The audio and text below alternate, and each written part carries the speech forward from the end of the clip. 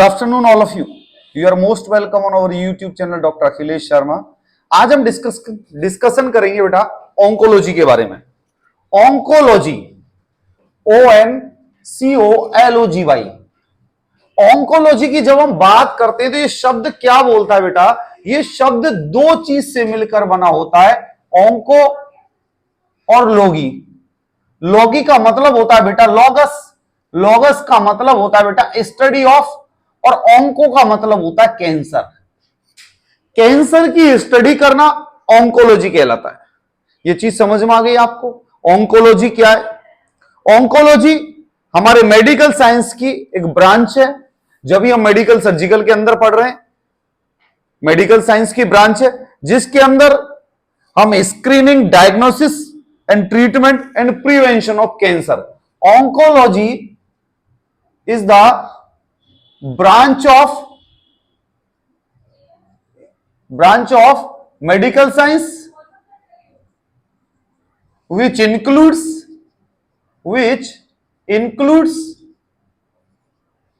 क्या क्या चीज बेटा? Prevention, treatment and diagnosis of cancer. Diagnosis पहले लिख लेना बेटा. डायग्नोसिस एंड ट्रीटमेंट और प्रिवेंशन. डायग्नोसिस पहले, ट्रीटमेंट दूसरा, प्रिवेंशन तीसरा. Diagnosis, treatment and prevention of the cancer, इसकी जो हम स्टडी करते हैं बेटा वो कहलाता है ऑन्कोलॉजी. ये चीज समझ में आ गई? हम एक लाइन के अंदर बोलेंगे तो oncology is the branch of science which is associated with the screening, diagnosis, treatment and prevention of cancer. Screening means होता है बेटा डिजीज को फाइंड आउट करना. जैसे कैसे? आज हमारे यहां पर कैंसर के लिए स्क्रीनिंग टेस्ट हो रहे हैं. हम स्क्रीनिंग टेस्ट में क्या करते हैं बेटा? सब स्क्रीनिंग मींस देखकर बताना, स्क्रीन पर्दे को देखना. जैसे स्क्रीन पर्दा, स्क्रीनिंग टेस्ट फाइंड आउट करने का. जैसे किसी को ब्रेस्ट है तो हम बताएंगे ब्रेस्ट सेल्फ एग्जामिनेशन कैसा होता है. हम हमारे फीमेल को बोलते हैं कि ब्रेस्ट सेल्फ एग्जामिनेशन करते हुए रहना चाहिए. मिरर के सामने अपने ब्रेस्ट को प्रेस करते हुए देखना चाहिए, इधर की साइड से ऐसे प्रेस करके कि कहीं कोई ट्यूमर, कोई गांठ, कोई लीजन तो नहीं है. Screening test, diagnosis. तो हमारे ऑन्कोलॉजी की डेफिनेशन क्या बनी? Oncology is the branch of medical science which is associated with the screening, diagnosis, treatment and prevention of cancer. इसको हम क्या बोलते हैं बेटा? ऑन्कोलॉजी. ये हमारे या अब दूसरी लैंग्वेज में इसको क्या बोल सकते हैं? स्टडी ऑफ नियोप्लाज्म या study of tumour. Study of बेटा ऑन्कोलॉजी को अपन दूसरे शब्द में क्या बोलते हैं? नियोप्लाज्म. स्टडी ऑफ नियोप्लाज्म या स्टडी ऑफ ट्यूमर. नियोप्लाज्म का मतलब क्या होता है? Any new structure. आपके बॉडी के अंदर जो आपकी स्ट्रक्चर पाई जा रही है उसके अंदर यदि कोई न्यू एबनॉर्मलिटी आ जाए तो उसको क्या बोलेंगे बेटी? नियोप्लाज्म. समझ में आया? ये हुआ हमारा oncology. Oncos plus logos. Oncos means tumour, logos means study करना. Oncology means study of tumour भी बोल सकते हैं, स्टडी ऑफ कैंसर भी बोल सकते हैं. यहां तक कोई क्लासिफिकेशन नहीं है कि कौन सा ट्यूमर है, कौन सा है. हम ओनली स्टडी ऑफ कैंसर पढ़ रहे हैं. इसके बाद में जब हम डिस्कशन करते हैं और आगे जाते हैं तो आता है डेफिनेशन ऑफ कैंसर. कि भाई कैंसर क्या होता है.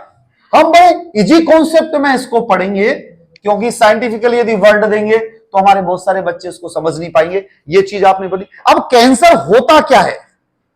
कैंसर होता क्या है? अरे नॉर्मल यदि हमारी कोई सेल है, यदि वो एबनॉर्मल हो जाए ग्रोथ के अंदर, उसको क्या बोलेंगे? कैंसर. अब एबनॉर्मल कैसे हो सकती है? अलग अलग तरीके से हो सकती है. तो पहले जो किताब बोलती है वो हम पढ़ लेते हैं. किताब ने बोला है cancer is an abnormal condition that is defined as abnormal, uncontrolled, uncoordinated and purposeless excessive growth of body tissues, body sales.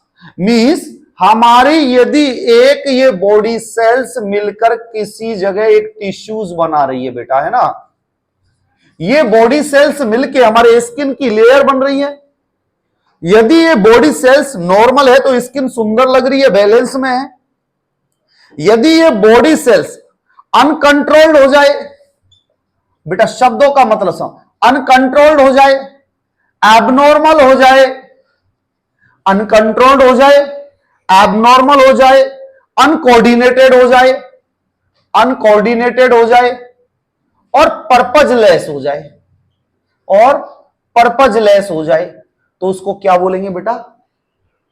Cancer.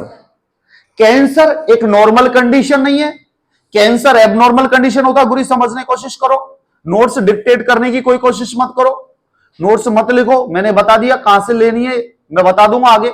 समझने की कोशिश करो, क्योंकि ये डिजीज के पोर्शन को यदि आप समझ जाओगे तो बड़ा आनंद आएगा। और जैसे मैं पढ़ा रहा हूं ना, ऐसे इन चीजों को याद रखना तो और जल्दी इजी वे में याद हो जाएंगे।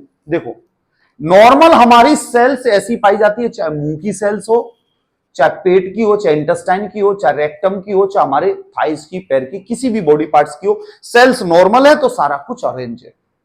कैंसर के अंदर, cancer is an abnormal condition जिसके अंदर ये सेल्स अनकंट्रोल्ड ग्रोथ करेगी।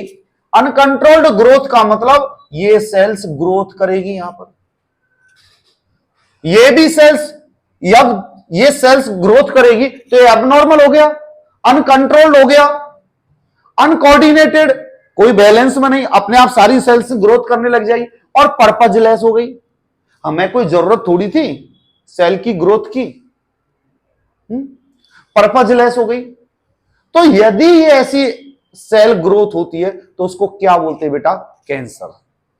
तो कैंसर की जब डेफिनेशन की बात आती है तो cancer is an abnormal condition that is defined as abnormal, uncontrolled, uncoordinated and purposeless excessive growth of body sales.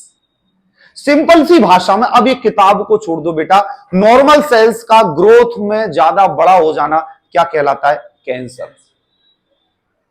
अब जो ग्रोथ होती है वो दो तरीके की होती है। ग्रोथ, किसी भी चीज की जो ग्रोथ होती है वो दो तरीके की होती है। एक होता है हाइपरट्रॉफी, एक होता है हाइपरप्लेसिया। एक क्या होता है? हाइपरट्रॉफी, एक होता है हाइपरप्लेसिया। हाइपरट्रॉफी का मतलब होता है कि ये जो एक सेल जो ये छोटी है, ये सेल अपनी साइज में ही बढ़ती जाती है और ग्रोथ करती है, इसको कहते हैं हाइपरट्रॉफी। एक सेल अपनी ग्रोथ खुद बढ़ाती है, खुद बढ़ती है किसी कारण से, उसको क्या बोलते हैं? हाइपरट्रॉफी। हाइपरप्लेसिया का मतलब होता है increase the number of cell. ये क्या होता है? Increase the structure of cell. समझ में आए बेटी? नंबर ऑफ सेल की मतलब बात, एक सेल, दो सेल, तीन सेल, चार सेल, पांच सेल, छह सेल। अब यदि किसी सेल की ग्रोथ ऐसे हो रही है तो उसको हाइपरप्लेसिया बोलते, और हाइपरट्रॉफी मींस उस सेल की स्ट्रक्चर बढ़ रही है, वो एक ही सेल है लेकिन वो एक ही सेल की ग्रोथ हो रही है, उसको क्या बोलते हैं? हाइपरट्रॉफी। मिश्रा जी समझ में आ रहा है? आनंददायक है, बढ़िया चल रहा है, ये चीज समझ में आ गई। ये हुआ क्लियर, डेफिनेशंस क्लियर हुई आपको। अब ये जो सेल की ग्रोथ एबनॉर्मल, अनकंट्रोल्ड, अनकोऑर्डिनेटेड और पर्पजलेस हो जाए तो उसको क्या बोलते हैं बेटा? हम कैंसर। ये सेल्स स्प्रेड होती है। यदि एक, ये जो सेल्स हैं, यदि जैसे हमारी ये दो सेल्स हैं, नॉर्मल क्या होता है बेटा? जो कैंसर होता है ये दो तरीके का होता है बेटा। एक तो होता है बिनाइन, BNIGN, और दूसरा होता है बेटा मैलिग्नेंट। मैलिग्नेंट का जो कैरेक्टरिस्टिक्स होता है वो क्या होता है? स्प्रेड करना। मैलिग्नेंसी का मतलब क्या होता है? स्प्रेड करना। जैसे कई बार बोलते हैं ना, थर्ड स्टेज में आ गया जी, अब तो शरीर में कैंसर फैल चुका, अब इसका कोई इलाज नहीं है, भगवान का भजन करो। ये जो मैलिग्नेंट जो होता, मैं इसको रब कर दूं पहले। अब मैं तुम्हें आगे बताऊंगा, स्टेप टू स्टेप चलेंगे, बड़ा आनंद आएगा और इसको हम समझने की कोशिश करेंगे और तुम भी समझने की कोशिश करो। ग्रोथ आ गई समझ में, हाइपरट्रॉफी हाइपरप्लेशिया हो गई, ठीक है बेटा। अब जब हम मैलिग्नेंट की बात करते हैं, खतरनाक जो ट्यूमर होते हैं बेटा, लाइफ थ्रेटनिंग जो होता है वो होता है मैलिग्नेंट ट्यूमर। लाइफ थ्रेटनिंग, जीवन को खतरा। इसके अंदर क्या होता है बेटा, इसके अंदर जो सेल्स होती है, 1 2 3 4 ऐसे ऐसे सेल्स बना लेना बेटा, बहुत सारी सेल्स। ये क्या करता है, एक सेल से दूसरे सेल से तीसरे सेल से चौथे सेल, ये फैलता है। Malignant means one cell to another cell, spread होता है, स्प्रेड होता है कैंसर, जिसको क्या बोलते हैं बेटा, मेटास्टेसिस। ये क्वेश्चन बहुत बार एग्जाम्स के अंदर पूछा जाता है, कंपटीशन में। इस हाँ, एक सेल से, हिंदी में बोल देता हूं, एक सेल से दूसरी सेल में यदि कैंसर फैलता है तो उसको क्या बोलते, उसको बोलते मेटास्टेसिस। ये टर्म है मेटास्टेसिस प्रेजेंट होता है मैलिग्नेंट ट्यूमर के अंदर, और सेल्स पुअरली डिफरेंशिएट होती है, सेल्स पुअरली डिफरेंशिएट मींस बेटा जब मेटास्टेसिस हो जाएगा, इस सेल्स आपस में इन्फेक्टेड हो जाएंगी, फैल जाएंगी, तो आप पर्टिकुलर सेल को डिफरेंशिएट नहीं कर पाएंगे ना, वो तो सब एक दूसरे से फैल के स्प्रेड होके पस टाइप में फॉर्म हो जाएगी, तो आप कैसे सेल को फाइंड आउट कर पाएंगे। रेट ऑफ ग्रोथ, इसके अंदर जो ग्रोथ होती है डिजीज की वो रैपिड मींस फास्ट होती है, metastasis. Basal polarity, basal polarity maintained. मैं जैसे आपको एग्जांपल बता दूं, जैसे मेरे फादर है, मेरे फादर को रीनल सेल कार्सिनोमा हुआ, उनको renal cell carcinoma, carcinoma means cancer है, मैलिग्नेंट कैंसर है, रीनल मींस किडनी के अंदर कैंसर है। तो जब बात की थी, तो जब उनके जो सीटी स्कैन और वो हुई थी, तो उसमें पता पड़ा जी किडनी का निकालनी पड़ेगी। तो मैंने बोला जी कुछ बच सकती है किडनी, बोला आप बचाइए मत किडनी को, क्योंकि यदि पूरी किडनी का यदि थोड़ा सा भी पोर्शन में यदि कोई मेटास्टेटिक सेल रह गई तो फिर वो दोबारा स्प्रेड करेगी उसको। तो मैंने बोला जी क्या करा, बोला जी किडनी, एक किडनी से काम चल जाएगा, इनकी पूरी किडनी रिमूव करवा दो। मैंने मेरे फादर साहब की पूरी किडनी रिमूव करवा दी। उस किडनी रिमूव करने से जब वो किडनी बाहर आई तो मैंने देखा कि वो पूरी किडनी एक बॉल की तरह बन चुकी थी। हाइपरट्रॉफी, सेल्स की साइज के बढ़ने के कारण किडनी बॉल की तरह हो चुकी थी, साइज बढ़ गई थी, अंदर सेल्स मेटास्टेसिस हो रहा था। और मेटास्टेसिस में क्या करते बेटा, बेसल पोलरिटी मींस साइड की सारी क्लीनिंग करते हैं। दीमक लग जाती है तो अंदर से खुरोच खुरोच के बाहर निकालते हैं ना, कहीं रह तो नहीं गई, वरना दोबारा लग जाएगी, एक दीमक रह गई दोबारा उड़ा देगी। हमारी किताबों की दीमक भी चेक करनी है, पिछली बार लग गई, उड़ा देगी। तो ऐसे ही मेटास्टेसिस में क्या होता है बेटा कि पर्टिकुलर यदि इस जगह मेटास्टेसिस हो गया ना बेटा, जैसे मैं सिंपल समझा रहा हूं, यहां ये सेल को कैंसर है और मैलिग्नेंट कैंसर है, तो इसको तो हटाएंगे साइड से और क्लीनिंग करते पूरी कि कोई सेल रह ना जाए। यदि कोई सेल रह गई तो ये दोबारा स्प्रेड कर देगी और दोबारा कैंसर हो जाएगा, लाइफ थ्रेटनिंग हो जाएगी। तो पूरी जगह से क्लीनिंग करने से क्या होता है कि उसकी लाइबिलिटी बढ़ जाती है, ड्यूरेबिलिटी बढ़ जाती है, चांस हो जाते हैं इसके। ये चीज समझ में आई आपको। मैलिग्नेंट कैंसर का पता पड़ा। मैलिग्नेंट कैंसर के अंदर एनाप्लेसिया कॉमन होता है। एनाप्लेसिया जो सेल्स होती है वो पूरी डिस्टर्ब हो जाती है, कई बार ग्रोथ भी कम हो जाती है। एनाप्लेसिया सेल एक दूसरे के अंदर धंस जाती है, डैमेज हो जाती है। ये इंट्रोडक्शन हुआ मैलिग्नेंट कैंसर के बारे में।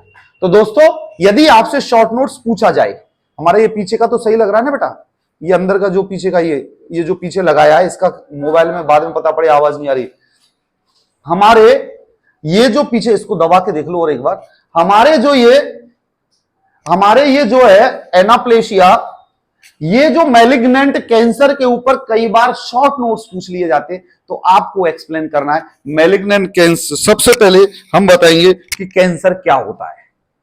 यदि शॉर्ट नोट्स आए मैलिग्नेंट, आप बताएंगे cancer is N uncontrolled, uncoordinated, unbalanced, purposeless, excessive growth of body cells. This cancer is divided in two types, benign and malignant. Benign is not harmful and not life-threatening rather than malignant. Now discussion on malignant.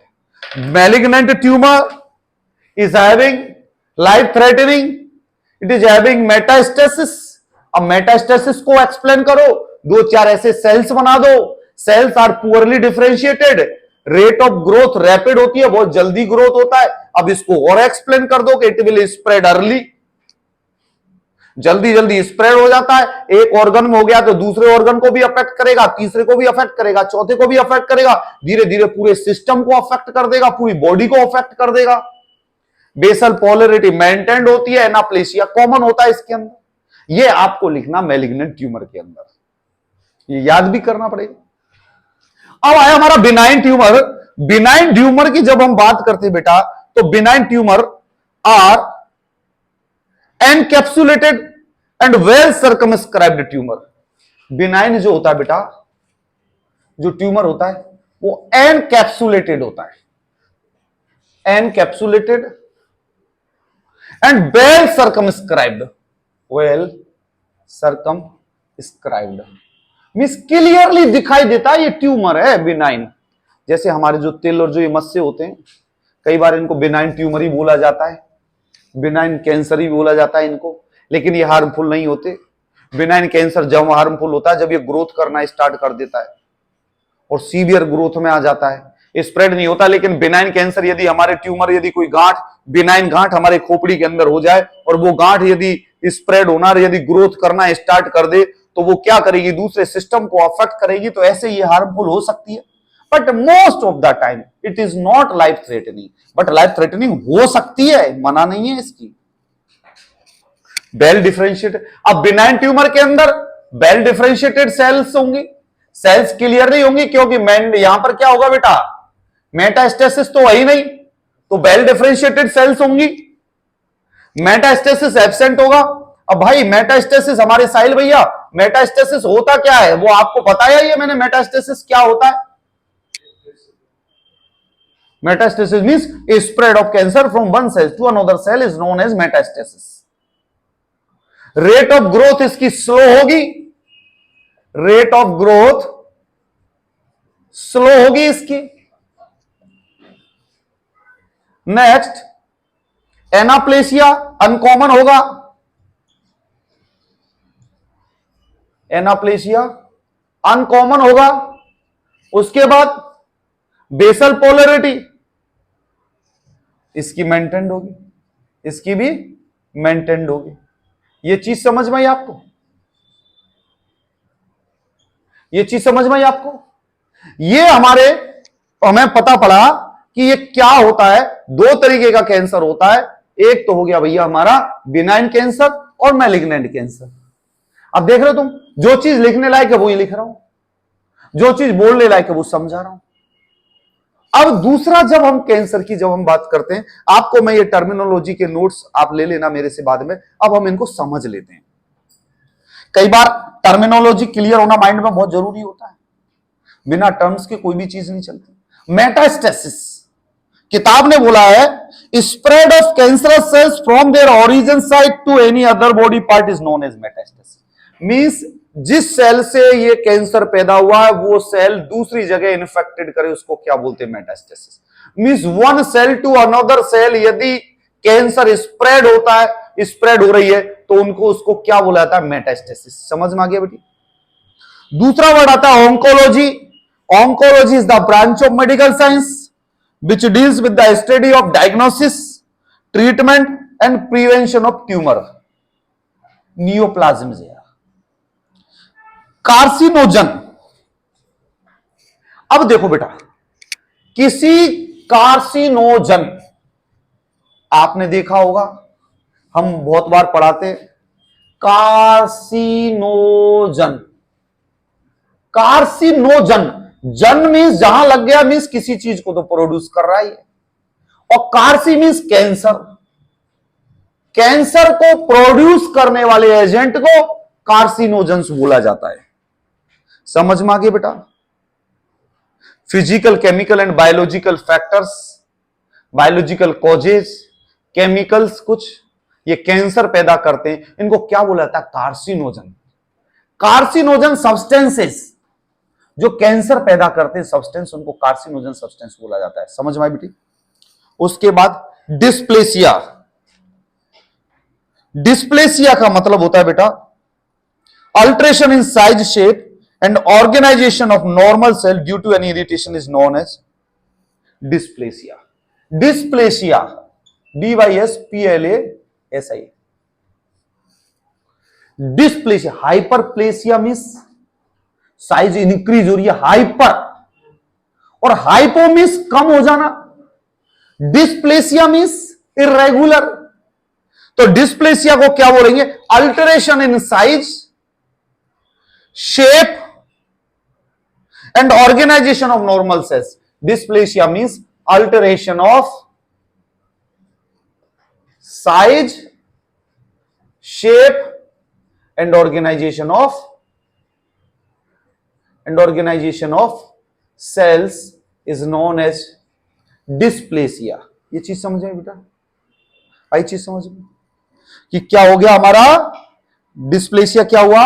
Alteration in size, comma, shape and organisation of normal cells due to an irritant is known as dysplasia. समझ में आ गया बेटा? Hypertrophy मैंने आपको बताई बेटा, increase the size of the cell is known as hypertrophy. अब हाइपरट्रॉफी होगी तो क्या होगा? यदि आपके लीवर के अंदर हाइपरट्रॉफी होगी तो लीवर की साइज बढ़ जाएगी। लीवर की साइज बढ़ने को क्या बोलेंगे? हेपेटोमेगेली। हेपेटोमेगेली, enlargement of liver is known as hepatomegaly। HEPATOMEGALY, Mishra ji की जय हो। हेपेटोमेगेली, HEPATOMEGALY, हेपेटोमेगेली। ठीक है, समझ में आ गया? स्प्लीन का एनलार्जमेंट हो जाए तो स्प्लीनोमेगेली। समझ में आ गया भैया? अब इसके बाद में हाइपरप्लेशिया क्या होता है? Abnormal increase in the number of cells. Hypertrophy क्या हो गया बेटा? Increase the structure of cell. समझ में आ गई बेटी? एक सेल की स्ट्रक्चर बढ़ रही है तो उसे हाइपरट्रोफी बोलेंगे। Hyperplasia means number of cell बढ़ रहा है। उसके बाद आता है रेडियोथेरेपी। रेडियोथेरेपी तुम अपने हस्बैंड से जाके पूछना रेडियोथेरेपी क्या होता है, वो बताएंगे। तुम्हें मैं बताऊंगा। रेडियोथेरेपी का मतलब होता है बेटा रेडिएशंस। कैंसर के अंदर जब ट्रीटमेंट की बात आती है बेटा, जब हम सिंपल एक इंट्रोडक्शन पढ़ रहे, जब हम ट्रीटमेंट की बात आती है कैंसर की, तो सबसे पहले एक शब्द आता है कीमोथेरेपी, जो आपने सुना होगा कि भैया कीमोथेरेपी चल रही है। Chemotherapy means drugs related to cancer. जो दवाइयां दी जा रही है कैंसर की, उसको बोलते कीमोथेरेपी। ऐसा नहीं है कीमोथेरेपी कैंसर के लिए बनाया हो। यदि टीबी में जो हम दवाइयां देते हैं तो वो टीबी की कीमोथेरेपी। ये चीज समझ में। इसके बाद में दूसरा शब्द आता है बेटा रेडियोथेरेपी। रेडियोथेरेपी मींस रेडिएशंस का यूटिलाइजेशन करना। RADIATIONS, radiations. रेडिएशंस को यूटिलाइज किया जाता है। तो radiotherapy means ionising radiations. Ionising radiations, ionising क्यों बोला गया इसको? कि जो सेल्स और जो जीन्स के अंदर जो चेंजेस आ गए थे, उन चेंजेस आने के कारण आपको जो कैंसर हो रहा है, तो जब ये रेडिएशन छोड़ी जाती है, ये उस जेनेटिक स्ट्रक्चर को जाके अफेक्ट करती है। आपको बताऊं, जब एक्सरे मशीन चलती है तो हम लोग लेड एप्रिन पहनते हैं, जो काम करते हैं उसमें, वरना बाहर निकाल देते हैं। वो क्या, वो एक्स रेज जो एक्स रेज होती है ना बेटा, वो आपके सेल के बीच में जाके जीन्स को अफेक्ट करती है, वो टक्कर खाती है वहीं पे जाके और सेल हिल जाती है। जो क्या पैदा कर सकता है, इनफर्टिलिटी भी पैदा कर सकता है और कैंसर भी पैदा कर सकता है। ये चीज समझ में आई बेटा आपको? चीज समझ में आ गया? तो कीमोथेरेपी मीन्स ड्रग्स और radiotherapy means radiations to treat any disease. किरणें, रेडिएशंस, वो अलग अलग तरीके की रेडिएशंस प्रोवाइड करते हैं, वो मैं आगे बताऊंगा आपको। रेडिएशंस मीन्स हमारे बॉडी के अंदर कुछ इंप्लांट डाल के भी रेडिएशंस दी जाती है, कुछ डायरेक्ट रेडिएशंस दी जाती है, कुछ पर्टिकुलर ऑर्गन पे रेडिएशंस दी जाती है जहां पर वो कैंसर हो। इसको बोलते हैं रेडियोथेरेपी। समझ में आ गया बेटा? Ionising radiations are utilise the treatment of cancer, that is known as radiotherapy. ये मेनली कैंसर के ट्रीटमेंट के लिए यूटिलाइज होती है। समझ में आ गया बेटा? सारे रेडिएशन दे सकते हैं बेटा ट्रीटमेंट के ऊपर जो कैंसर का जो मेन जो डॉक्टर होता है वो डिसाइड करता है कि रेडिएशन देनी है कि नहीं देनी, कितनी रेंज में देनी है, कितने टाइम ड्यूरेशन के लिए देनी है, कैसे देनी है, कितने बीम में जाएंगी और कितनी इंटेंसिटी उनकी होगी। ऐसे नहीं दे सकते कि आपने वैसे प्लान बना लिया चलो रेडिएशन दे दो, ऐसे नहीं, पूरा ट्रीटमेंट। हाँ, उसके बाद एक दूसरा वर्ड आता lipoma. Lipoma, lipoma, LIPOMA, lipoma means benign tumour. Benign tumour, TUMOR, benign tumour of adipose tissue. Benign tumour of adipose tissue is known as lipoma. Benign tumor of adipose tissue. Adipose means जो fat के tissue. जैसे आपने देखा हुआ कईयों के skin के ऊपर ऐसे छोटे छोटे गांठ से बन जाते हैं, वो दिखाई देते हैं बाहर से, उसको डॉक्टर बोलते हैं लाइपोमा है, कोई दिक्कत नहीं है, पड़े रहने दो। लाइपोमा मीन्स ये बिनाइन ट्यूमर है, हार्मफुल नहीं है, स्प्रेड नहीं होंगे, इनको पड़े रहने दो। इसको क्या बोलते हैं बेटा? लाइपोमा। लाइपोसार्कोमा।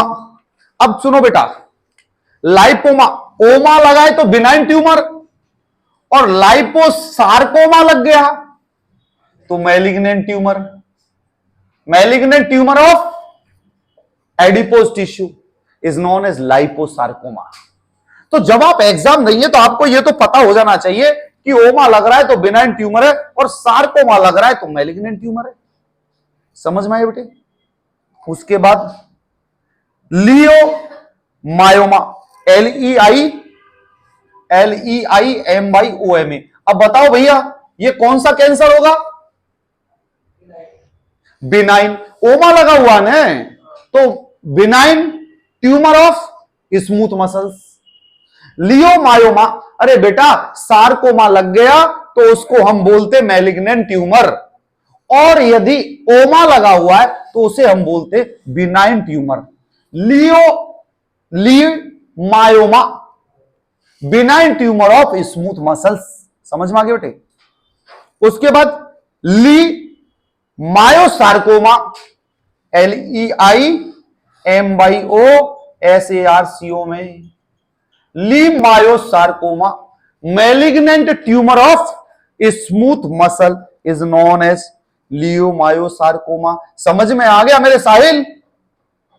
तुम ही मेरे चमकते हुए सितारे हो। समझ में आ रहा है? Leiomyosarcoma, malignant tumour of the smooth muscles. Smooth muscles, पानी वानी लगा के आया बालों में, सेट कर ली। नेक्स्ट आ गया ऑस्टियोमा। ऑस्टियोमा, ऑस्टियोमा क्या होगा? Benign tumour of bone is known as osteoma, और osteogenic sarcoma, malignant tumour of bone, osteogenic. अरे मेरे बेटे अब इसके पीछे सार्कोमा लग गया है तो क्या होगा बेटा? Malignant tumour of bone is known as osteogenic sarcoma. समझ में आ गया भाई? उसके बाद कॉन्ड्रोमा। अब देखो इसमें भी ओमा लगा है, CHONDROMA, इसमें भी ओमा लगा है। कॉन्ड्रोमा क्या होगा? ये भी भैया बिनाइन ट्यूमर होगा। बिनाइन ट्यूमर किसका? कार्टिलेज का। अब यदि आप हॉस्पिटल में जाओ और वहां बोले पेशेंट को राइट हैंड या राइट रिस्ट कॉन्ड्रोमा हो गया, तो आपको समझ में हो जाना चाहिए कि राइट हैंड की रिस्ट के अंदर इनको बिनाइन ट्यूमर है कार्टिलेज का। समझ आए? अब कॉन्ड्रोसार्कोमा हो जाए तो malignant tumour of the cartilage. अब न्यूरोमा। न्यूरोमा क्या होता है? न्यूरोमा, अरे देखो ये तो शब्द ही बोल रहा है ना बेटी, NEUROMA, tumour of nerve fibre बोल दो। Tumour of nerve fibre is known as neuroma. ठीक है बेटा? उसके बाद neurogenic sarcoma. Neurogenic sarcoma, neurogenic sarcoma का मतलब होता है बेटा malignant tumour of the malignant tumour of the nerve fibre. ठीक है बेटे? क्या होता है? अब जैसे न्यूरो सार्कोमा यदि हम कर देंगे, जैसे न्यूरोमा हो गया, न्यूरोसार्कोमा, न्यूरोसार्कोमा। अब बेटा न्यूरोमा का कहने का मतलब क्या है? Malignant tumour of the nerve fibre या neuron. Neurosarcoma mean benign tumour of the neuron. Oma लगा हुआ है तो बिनाइन ट्यूमर, और सार्कोमा लगा हुआ है तो मैलिग्नेंट ट्यूमर। मैलिग्नेंट ट्यूमर के लिए आप क्या बोलेंगे? Malignant tumour of the nerve fibre means neurosarcoma. Fibroma, fibroma benign tumour of the fibre tissue is known as fibroma. और fibrosarcoma, fibrosarcoma means benign tumour of fibre tissue. Benign sarcoma means malignant tumour of fibre tissue. तो बेटा हम इतना discussion कर लिए कि इसमें आपको ये तो पता पड़ गया भैया कि किसी के पीछे ओमा लग रहा है तो वो बिनाइन ट्यूमर है, और सार्कोमा लग रहा है तो वो मैलिग्नेंट ट्यूमर है। ये चीज समझ में आई? उसके बाद carcinoma in situ. Carcinoma in situ, carcinoma in situ, इसका कहने का मतलब ये सीटा नहीं है, C2 SITU। Neoplasm that is confined to its original location. Carcinoma in C2 कहने का मतलब ये कि जहां वो कैंसर हुआ था वो वहीं है, कहीं और स्प्रेड नहीं हुआ है। तो इंग्लिश में लिखेंगे neoplasm that is confined to its original location. Neoplasm that is confined to its original location that is known as carcinoma in situ। समझ में आ गया बेटा? समझ में आ गया? उसके बाद जब हम डायग्नोसिस ऑफ कैंसर की बात, ये शब्द समझ में आ गए होंगे मेरे दोस्तों, मेरे भाइयों। अब जब हम इस डायग्नोसिस की जब हम बात करते हैं कि डायग्नोसिस कैंसर का कैसे होता है, तो जब हम डायग्नोसिस की बात करते हैं तो सबसे पहले तो भैया हिस्ट्री टेकिंग से पता पड़ता है कि कैंसर हो चुका है। हिस्ट्री टेकिंग में आपको पता है, हिस्ट्री टेकिंग का जब फॉर्मेट हम बनाते हैं, आपने बनाया होगा, सबसे पहले आइडेंटिफिकेशन डाटा होता है उसमें, जिसमें name of the patient, father name, age, sex, marital status, religion, caste, address, phone number, mobile number. फिर दूसरे में आता present health history. Present health history के अंदर वो बताएगा कि उससे प्रेजेंट में क्या क्या परेशानी है और क्या क्या सिम्टम्स है, क्या क्या वार्निंग सिम्टम्स होते हैं हमारे कैंसर के। जैसे यदि वो कहेगा कि मेरे vowel and bladder habit change हो रहे हैं, चेंज मींस इरेगुलर हो रहे हैं, कंट्रोल नहीं है, दिन भर जाता हूं, दर्द के साथ होते हैं, जलन के साथ होते हैं, थोड़ी थोड़ी निकलती है, ज्यादा ज्यादा निकलती है, एक साथ निकल जाती है। इसको क्या बोलते हैं? Changes in bowel and bladder habit. Simple भाषा में मैं कितने आराम से पढ़ा रहा हूं। चेंजेस मींस जो नॉर्मल बाउल और ब्लेडर की जो हैबिट होती है वो चेंज हो जाती है। जैसे बीपीएच बिनाइन प्रोस्टेट हाइपरट्रोफी होती है। जो मेल पर्सन, जैसे हम जितने भी मेल है, उनकी जो प्रोस्टेट ग्लैंड है, वो प्रोस्टेट ग्लैंड कहां पाई जाती है? ये यूरिथ्रा के ऊपर दो अखरोट जैसी होती है। अब जब हम वॉलनट इंग्लिश में ऐसे तो बोला है, अब यूरिथ्रा के ऊपर यहां रहती है भाई। हम जब प्रेशर देते हैं तो धीरे धीरे इसकी साइज बढ़ जाती है, जिसको क्या बोलते हैं? बीपीएच। इंपॉर्टेंट डिजीज कंडीशन है मेडिकल सर्जिकल की, बीपीएच बिनाइन प्रोस्टेट हाइपरट्रोफी। ये प्रोस्टेट ग्लैंड बढ़ गई, प्रोस्टेट ग्लैंड बढ़ गई तो क्या होगा? भारी हो जाएगी। भारी होगी तो यूरिथ्रा के ऊपर प्रेशर डालेगी, तो यूरिथ्रा का रास्ता छोटा हो जाएगा, सकरा हो जाएगा, तो आदमी सुसु करने जाएगा तो सुसु एक साथ नहीं निकलेगी, ड्रिप ड्रिप डॉप डॉप आएंगी। यदि थोड़ा सा ब्लॉक है तो लंबी धार आएगी, यदि और कम ब्लॉक है तो पीसी एक निकलेगी, छोटी सी पतली सी निकलेगी, और यदि ज्यादा वो है तो ड्रॉप ड्रॉप गिराएगा। इस डिजीज कंडीशन को क्या बोलते हैं? Benign prostate hypertrophy. तो यदि मरीज ऐसे हमें बताएगा, जी मेरा पूरा ब्लेडर खाली नहीं हो पाता है, मुझे रात में 5-6 बार यूरिन करने जाना पड़ता है, निकलता नहीं है, और निकलता है तो बूंद बूंद गिरती है, फिर मुझे दोबारा जाना पड़ता है, पूरा मेरा ब्लेडर खाली नहीं होता, तो तुम्हें तुरंत ध्यान आ जाएगा कि उम्र कितनी है अंकल जी की, कि 70 साल, तो ये बीपीएच हो रहा है इनको। फिर बीपीएच में ट्रांसुलेशन मेडिकेशन देते हैं, ट्रांसुलोसिन मेडिकेशन देते हैं, वो बता देंगे बीपीएच। उसके बाद any sore throat is not healing, यदि कोई घाव हो गया और वो हील नहीं हो रहा है तो आप क्या करेंगे? उसकी तुरंत बायोप्सी भेजेंगे पता करने के लिए कि कहीं कैंसरस तो नहीं है। दूसरा अनयूजुअल ब्लीडिंग और डिस्चार्ज, यदि किसी के वेजाइनल डिस्चार्ज हो रहा है या वेजाइनल इन्फेक्शन हो रहा है तो तुरंत कहते हैं ना सर्वाइकल कैंसर हो सकता है, तुरंत भेजो भैया टेस्ट, कहीं सर्वाइकल कैंसर तो नहीं है। जब भी तो अनयूजुअल ब्लीडिंग होगी, वरना महीने की ब्लीडिंग होती है, उसके अलावा कोई ब्लीडिंग नहीं होती। अब महीने के अलावा, महीने को मींस मेंस्ट्रुएशन बोलते हैं, ठीक है इंग्लिश में। तुम सोच रहे हो सर जी वैसे बोल रहे हैं, मेरे को इंग्लिश भी आती है।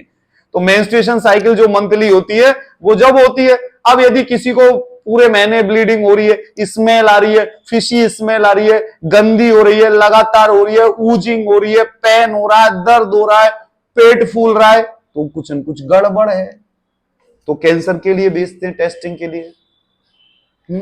इंडाइजेशन हो रहा है तो भेजते, थिकनिंग और लंप इन एनी, कोई हमारे बॉडी या कोई ब्रेस्ट में, अरे नॉर्मल ब्रेस्ट हम यूं प्रेस करके देखेंगे। ब्रेस्ट सेल्फ एग्जामिनेशन फीमेल को करना चाहिए। यदि हम ब्रेस्ट सेल्फ एग्जामिनेशन करते हैं तो ब्रेस्ट के अंदर कुछ भी फील नहीं होगा, और हमने इधर दबाया कोई लंप फील हो रहा है, लंप फील हो रहा है मींस मामला गड़बड़ है, तो हम क्या करेंगे? तुरंत उसको दिखाएंगे, उसकी बायोप्सी भेजते हैं कि कौन सी है ये, फिर उस लंप को, उस गांठ को निकाल देते। हमारी यंग एज की लड़कियों के अंदर बहुत सारे फाइब्रोनोड्स पाए जाते हैं, नोड्स बन जाते हैं, छोटे छोटे नोड्स बन जाते हैं, उनको निकलवा दिया जाता है। ठीक है बेटा, कईयों के अंदर एडिपोज टिश्यू के नोड्स बन जाते हैं, तो वो दिखाते हैं डॉक्टर को, तो डॉक्टर रिमूव कर देता है, क्योंकि ज्यादा प्रोलॉन्ग्ड टाइम तक वो रहेंगे तो उनका यदि मेटास्टेसिस हो गया तो वो कैंसर सेल भी हो सकती है, तो नोड्स को रिमूव कर दिया जाता है। और ब्रेस्ट हो गया, नेगिंग कफ एंड हॉर्सनेस, यदि गले के अंदर कफी कफ आ जा रहा है, हॉर्सनेस आवाज खरखरी होती जा रही है, दर्द हो रहा है आवाज बोलते टाइम, तो भैया हो सकता है यदि आप ये लेते हो मींस सिगार पीते हो, यदि स्मोकिंग करते हो तो आपके गले को, आपके म्यूकस मेम्ब्रेन को अफेक्ट कर देगा। और यदि आप कहेंगे हाँ बाबा जी क्या हुआ, बोला जी गला दुख रहा है, कफी कफ आता है, गले में दर्द हो रहा है, आवाज में खरखराहट बहुत ज्यादा आ रही है, बीड़ी कितने दिन से पी रहे? बोला जी मैं तो पैदा हुआ जब से बीड़ी पी रहा। तो आप कहेंगे जाओ बाबा जी डायग्नोसिस करवाओ, कैंसर की जांच जाएगी आपकी, ये जरूरी है ना। तो प्रेजेंट हिस्ट्री से हमें पता पड़ जाएगा कि किस पर्सन को क्या हुआ है। उसके बाद पास्ट मेडिकल हिस्ट्री, यदि उससे पहले उसको पास्ट हिस्ट्री के अंदर कोई मेडिकल सर्जिकल कोई डिजीज रहा है, या कोई पहले कोई कैंसर की कोई हिस्ट्री है, या कोई प्रीवियस हॉस्पिटलाइज हुआ है, तो ये history taking. Family history, family में यदि किसी को कैंसर है कि नहीं है। पर्सनल हिस्ट्री में उसका डाइट पैटर्न कैसा है, हैबिट ऑफ स्मोकिंग और टैबैको, खैनी तो लगा के नहीं रहता, पीछे से यूं लगा लेता है चुपचाप, ऐसा तो नहीं करता।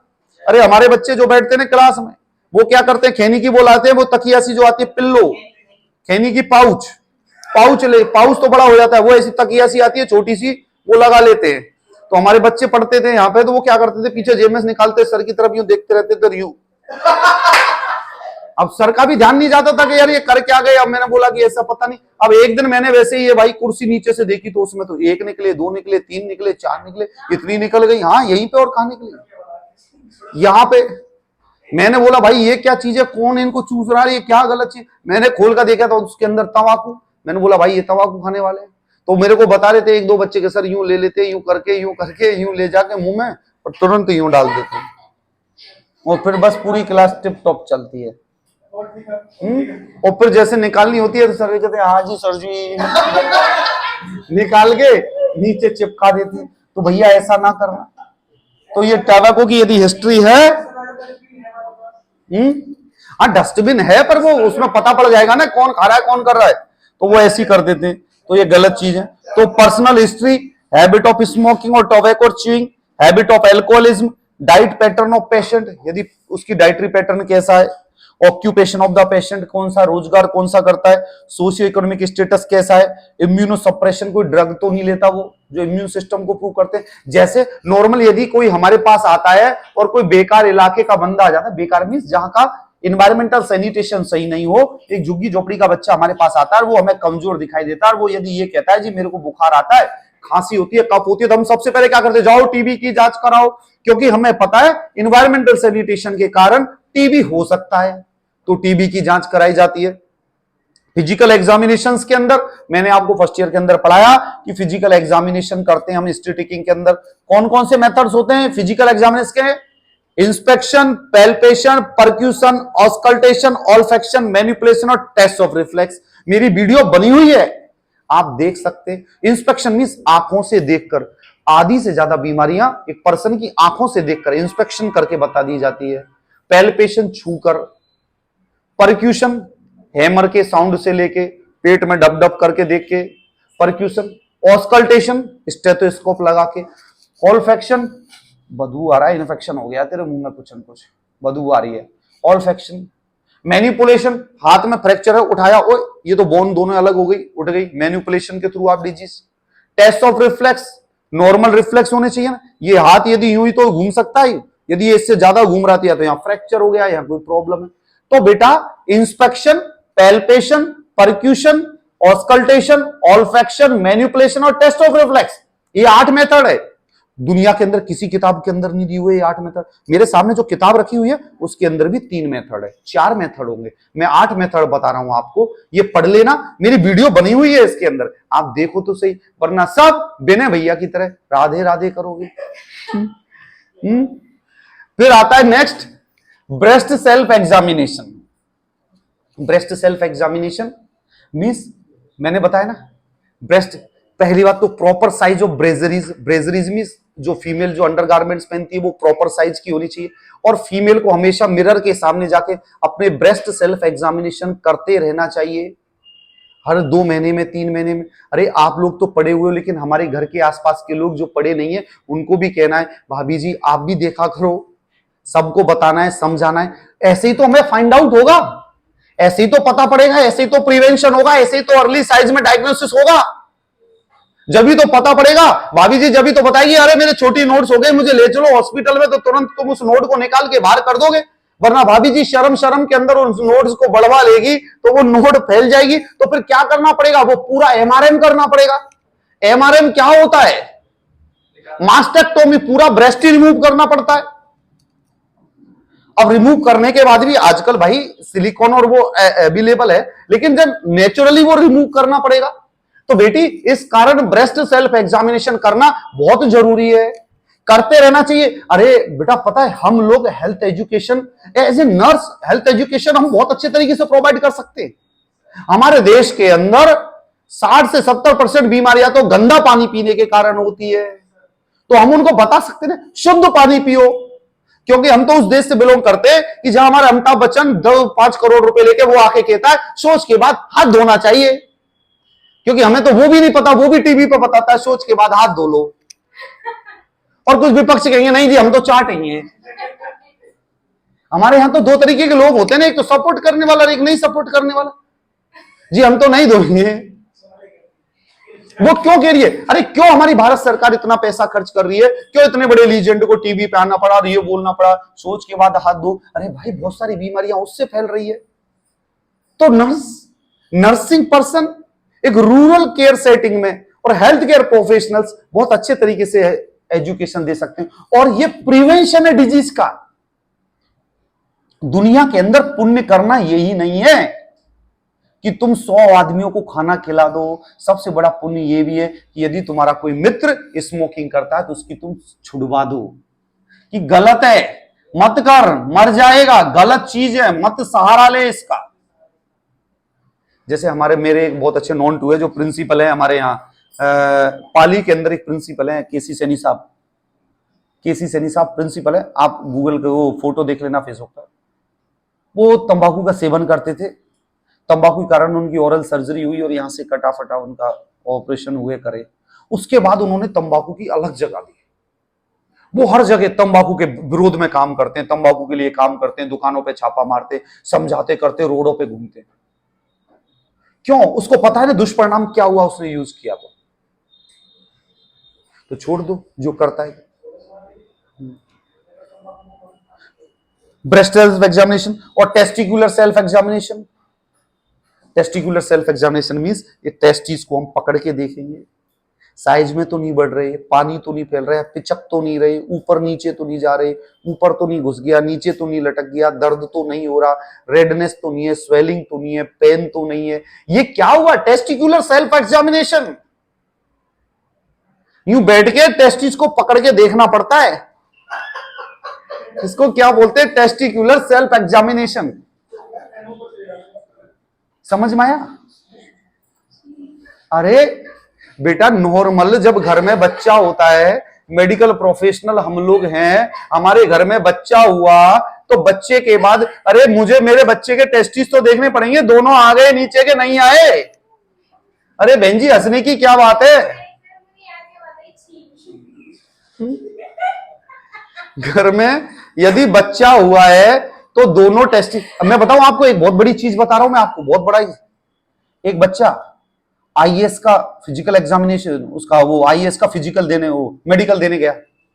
उस बच्चे को अब तक ये नहीं पता मेरे एक ही टेस्टिस है, एक टेस्टिस अंदर ही पड़ा हुआ है, और 26 साल 28 साल की उम्र हो गई उसकी, और माँ बाप ने भी नहीं देखा।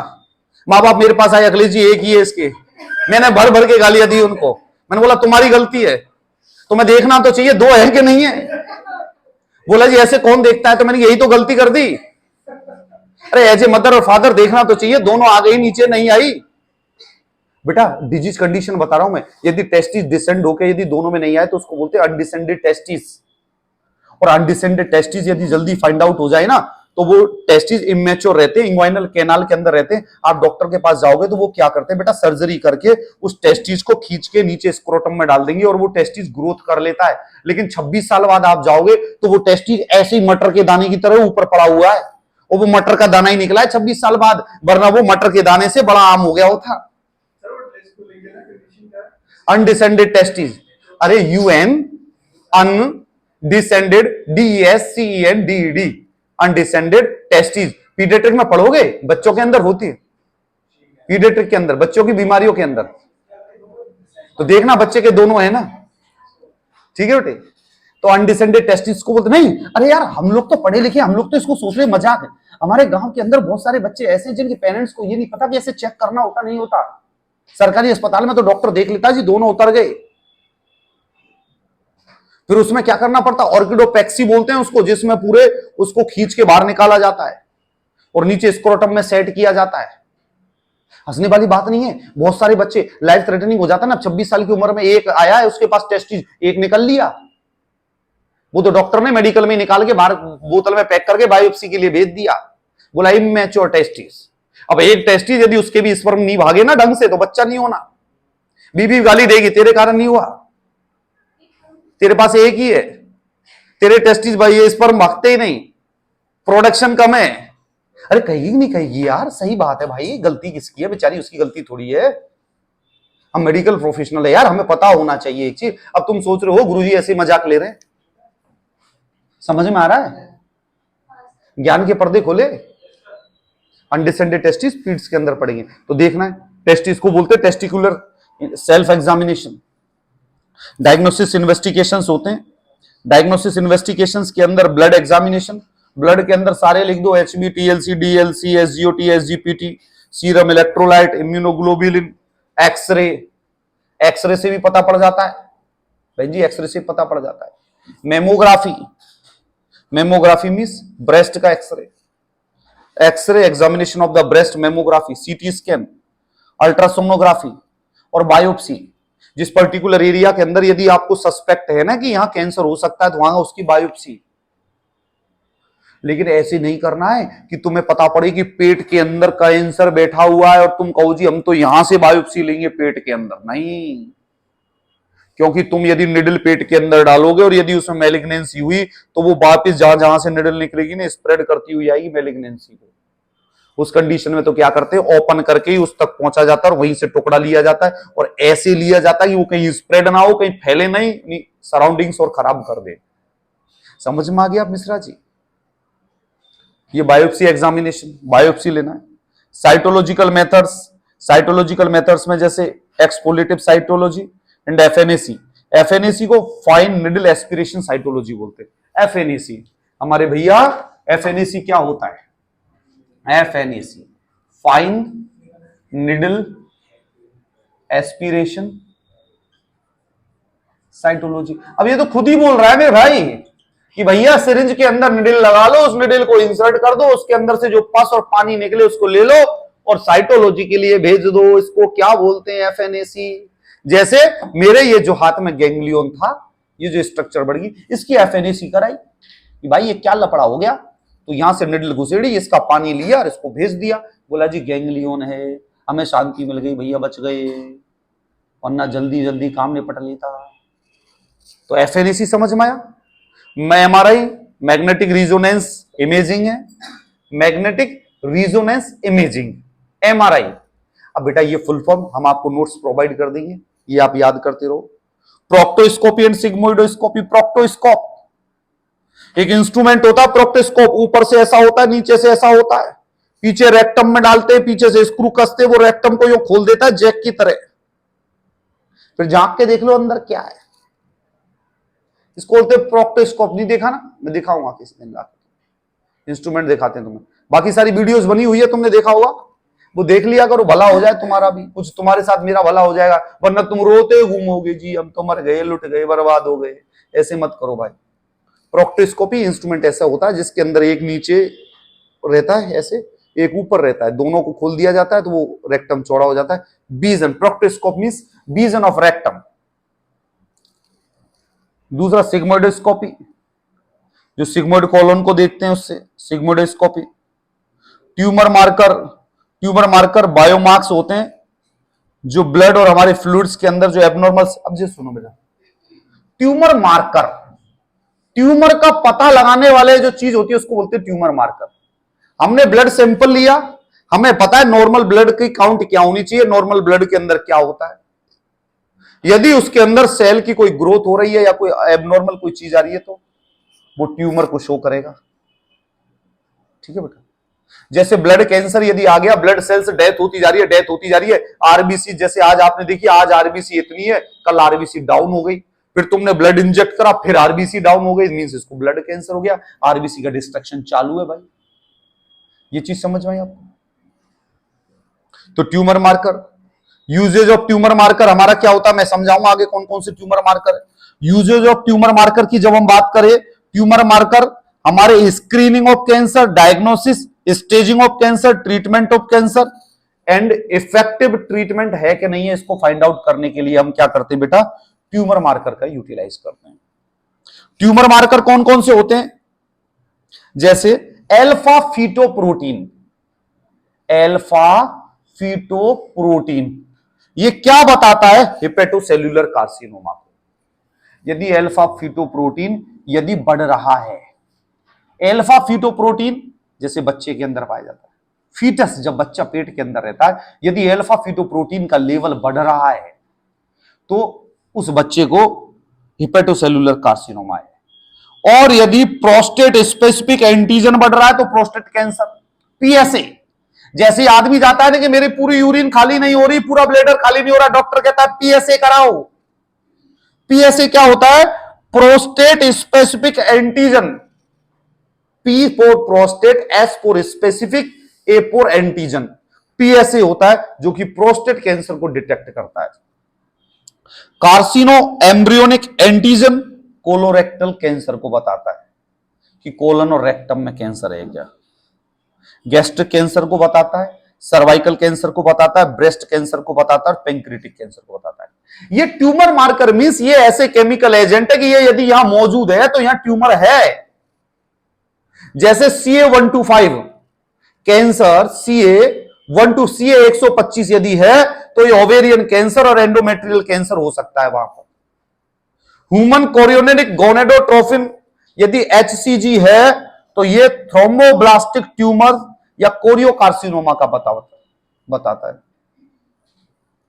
यदि इम्यूनोग्लोब्युलिन्स मौजूद है तो ये इम्यूनोग्लोब्युलिन्स के लेवल के बेस पर हम ल्यूकेमिया और लिम्फोमा का बताते हैं कि ल्यूकेमिया हो गया या लिम्फोमा हो गया।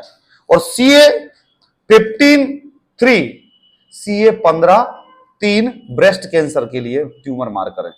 यदि आप ब्रेस्ट कैंसर के लिए कोई जाएगा तो वो CA15 का भेजते हैं कि इसका टेस्ट करवा के आओ, फिर वो उसकी रेंज को देख के बताते हैं कि आपको ट्यूमर है कि नहीं है।